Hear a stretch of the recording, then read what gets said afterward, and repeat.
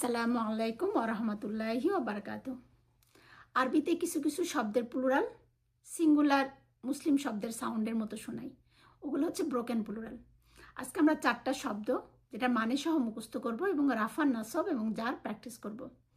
রসুল মানে হচ্ছে মেসেঞ্জার, রসুলুন, রসুলান, রসুলিন, রসুলানি, রসুলাইনি, রসুলাইনি, রুসুলুন, রুসুলুন, রুসুলান, রুসুলিন। তারপর কিতাব, কিতাব মানে বই, কিতাবুন, কিতাবান, কিতাবিন, কিতাবানি, কিতাবাইনি, কিতাবাইনি, কুতুবুন, কুতুবুন, কুতুবান, কুতুবিন। এটা হচ্ছে বইগুলোর প্লুরাল হচ্ছে কুতুব।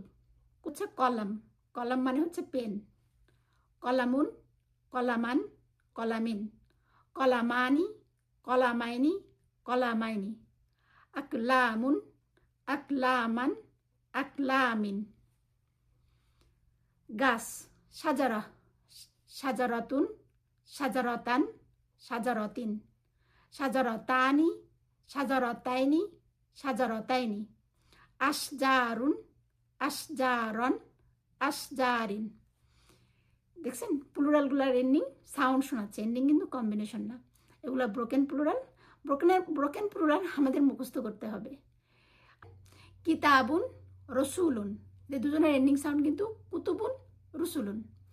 আবার কলামুন, কলামুন, সাজারতুন, দুইটারই এন্ডিং সাউন্ড আকলামুন, আশজারুন। এরকম কিছু কিছু প্যাটার্ন আছে যেগুলো আমাদের মুখস্থ করতে সাহায্য করবে। আসসালামু আলাইকুম ওয়া রাহমাতুল্লাহি ওয়া বারাকাতুহু।